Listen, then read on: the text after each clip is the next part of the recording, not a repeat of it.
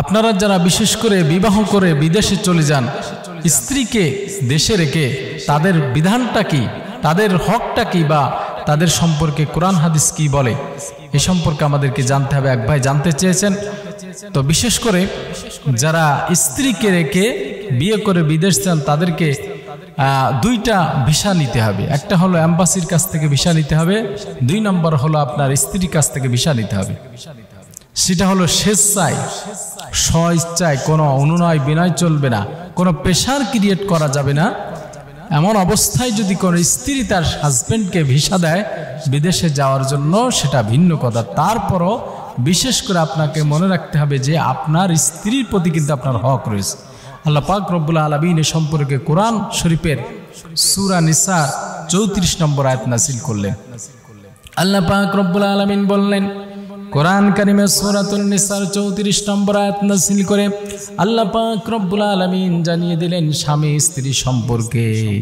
আল্লাহ পাক রব্বুল আলামিন বলেন, আর রিজালু قوامون على النساء بما فضل الله بعضهم على بعض। আল্লাহ পাক রব্বুল আলামিন বলেন, আর রিজালু কওয়ামুন আলান নিসা, অর্থাৎ পুরুষ হলো স্ত্রীর জন্য কর্তা। প্রতিটা স্ত্রীর জন্য স্বামী হলো প্রেসিডেন্ট, স্বামী হলো কর্তা। মনে রাখবেন, যদি প্রেসিডেন্ট কোনো দেশের অ্যাবসেন্ট থাকে তাহলে সেই দেশের অবস্থা কেমন হতে পারে। একবার চিন্তা করে দেখেন, একটি দেশের যদি একজন প্রেসিডেন্ট 1 মাস 2 মাস 3 মাস অ্যাবসেন্ট থাকে, তাহলে সেই দেশে বিশৃঙ্খলা, ডিসিপ্লিন রক্ষা কি হবে?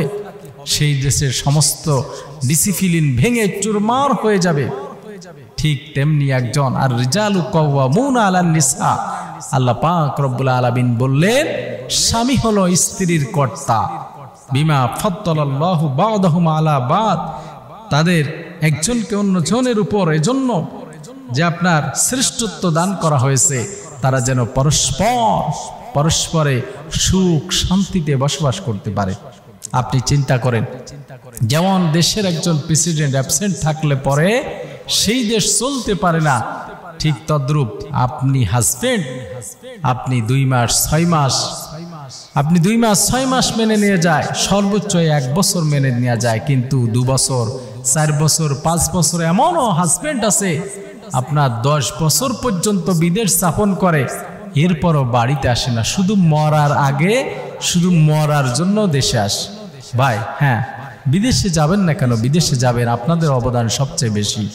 আপনাদের অবদান, আপনার রেমিটেন্স যুদ্ধ, আপনাদের কারণে, আপনাদের ওসিলায় বাংলাদেশের হাজার হাজার মানুষের রিজিকের ব্যবস্থা হচ্ছে। যাবেন ভাই, যাবেন না কেন? কিন্তু আপনি একবার চিন্তা করেন, আপনার স্ত্রীর প্রতি আপনার হক রয়েছে, সেই হকটা কিন্তু আপনাকে অবশ্যই পালন করতে হবে। আপনি যখন আপনার স্ত্রীর হক পালন না করে সেখানে 5 বছর 10 বছর থাকবেন, তখন আপনার স্ত্রীর প্রতি কিন্তু বিভিন্ন ধোঁকাবাজ শয়তানরা, প্রতারকরা, লম্পটরা, দুশ্চরিত্রাহীন যাদের ক্যারেক্টার লুজ, তারা কিন্তু আপনার স্ত্রীর সরলতার, বিশেষ করে সরলতার সেই রূপ নিয়ে সেখানে আপনার স্ত্রীর ইজ্জতের পর হামলা করবে। এজন্য আপনি কর্তা, আপনাকে অবশ্যই কি করতে হবে? আপনার বিশেষ করে 2 মাস 6 মাস অথবা সর্বোচ্চ 1 বছরের ভিতরে আপনার স্ত্রী হক আদায় করার জন্য আপনার কিন্তু আসতে হবে। আসেন জানিয়ে সম্পর্কে একটি হাদিস।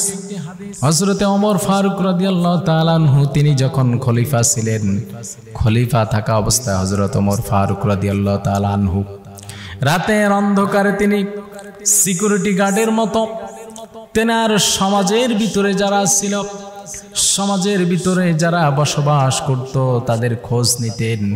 কে কেমন অবস্থা আছে, কে কোন অবস্থা আছে, কি করতেছে, কে অনাহারে দিন কাটায়, কে ভালো মন্দ খায় আর কে না খেয়ে থাকে। তিনি চিন্তা করতেন, আমার এই রাষ্ট্রের ভিতরে কোন মানুষ যদি না খেয়ে অন্ধকারে কবরে চলে যায়, মারা যায়, তাহলে আল্লাহ পাক রব্বুল আলামিনের কাছে এর জন্য আমার জবাবদিহিতা করা লাগবে। আজকে আমরা দেখি, আজকে যারা নেতা আছে, প্রেসিডেন্ট আছে, যারা এমপি মন্ত্রী আছে, মিনিস্টার আছে, তারা হলো কি করে সম্পদ শুধু চুরি করে নিজের জন্য বাড়ি বানানো যায়, এই চিন্তায় তারা নিমগ্ন, এই চিন্তায় টেন্ডেন্সি নিয়ে ঘুরে। কিন্তু সাহাবী হযরত ওমর ফারুক রাদিয়াল্লাহু তাআলা আনহু, যিনি অদ্দজানের খলিফা ছিলেন, তিনি কি করলেন? রাতে যখন মানুষ ঘুমিয়ে যেত, সিকিউরিটির বেশ ধরে তিনি চলে যেতেন ছদ্মবেশ ধারণ করে, কোন মানুষটা কিভাবে জীবন কাটায় দেখার জন্য। হাদিস শরীফের ভিতরে ইরশাদ হলো, হযরত ওমর ফারুক রাদিয়াল্লাহু তাআলা আনহু এক বাড়ির পাশ দিয়ে যাচ্ছেন, এমন সময় ঘর থেকে একটি মহিলার আওয়াজ বেরিয়ে আসলো। যেই আওয়াজের বিশেষ অর্থ হচ্ছে যে, যদি বিশেষ অর্থ হচ্ছে এমন, যদি আমি একটু তোমাকে কাছে পেতাম তাহলে কতই না আদর করতাম। খোদার কসম, যদি আমার অন্তরের ভিতরে আল্লাহর ভয় না থাকতো তাহলে এই খাট এখন শব্দে কেঁপে উঠত।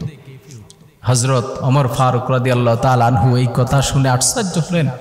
এই মহিলা এই কথা বলে ছোট্ট করে কবিতা আবৃত্তি করছে, গান করছে, কারণ কি? হযরত ওমর ফারুক রাদিয়াল্লাহু তাআলা আনহু কি করলেন?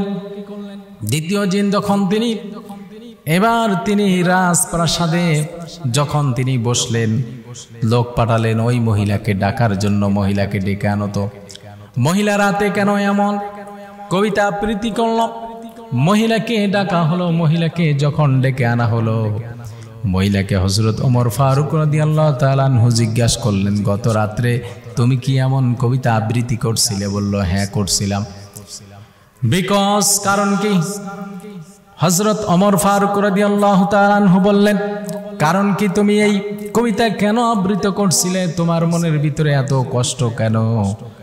হযরত ওমর ফারুক রাদিয়াল্লাহু তাআলা আনহুর কথা শুনে তখন ওই মহিলাটি বলল যে, আমার স্বামী প্রায় আজ 6 মাস যাবত আমার স্বামী আমার কাছে নাই, জিহাদের ময়দানে চলে গেছে। জিহাদের ময়দানে গেছে, আমার স্বামী আমার কাছে নাই। যার কারণে আমি বিশেষ করে তার ভালোবাসা পাওয়ার জন্য আমি তার জন্য এই কবিতা আবৃত্তি করছিলাম। হযরত ওমর ফারুক রাদিয়াল্লাহু তাআলা আনহু দ্রুত কি করলেন? সেই মহিলার সাথে আরেকজন সহকারী মহিলা পাঠিয়ে দিলেন। যতদিন তার হাজবেন্ড বাড়িতে আসতে দেরি হবে ততদিন পর্যন্ত সেই মহিলা তার সহকারী থাকবে। শুধু এটা নয়, হযরত ওমর ফারুক রাদিয়াল্লাহু তাআলা আনহু তিনি দ্রুত তার হাজবেন্ডের কাছে ফরমান জারি করলেন, মেসেজ পাঠালেন এবং আপনার চিঠি পাঠালেন দ্রুত তার হাজবেন্ডকে বাড়ি ফেরার জন্য। এবং হযরত ওমর ফারুক রাদিয়াল্লাহু তাআলা আনহু তিনি নিজ কন্যা হাফসা রাদিয়াল্লাহু তাআলা আনহাকে জিজ্ঞাসা করলেন যে, মেয়েরা তার হাজবেন্ড ছাড়া কতদিন বাহিরে থাকতে পারে? এমন অবস্থায় তার মেয়ে, যদিও লজ্জাজনক ব্যাপার, তারপরও হাদিস, তার মেয়ে তখন বলল, বিশেষ করে আপনার 4 থেকে 6 মাস পর্যন্ত মেয়েরা তার হাজবেন্ড থেকে দূরে থাকতে পারে। তাই হযরত ওমর ফারুক রাদিয়াল্লাহু তাআলা আনহু তারপরে নিয়ম বেঁধে দিলেন, সিস্টেম করে দিলেন, আপনার যে এই 6 মাস বা 4 থেকে 6 মাসের ভিতরে বা এর বাহিরে কোনো হাজবেন্ড, কোনো স্বামী তারা বাহিরে থাকতে পারবে না, এর ভিতরে তার স্ত্রীর সাথে দেখা করার জন্য। দেখেন, আজকে আপনি 5 বছর 10 বছর বাহিরে থাকেন, আপনার না খেয়ে আপনি মারা যাবেন না ভাই। রিজিক আল্লাহ দিবে, আপনি অন্তত বছরে কমপক্ষে একবার, 6 মাসে একবার আপনি আসেন, দেশে এসে আপনার স্ত্রীর সাথে দেখা করে যান।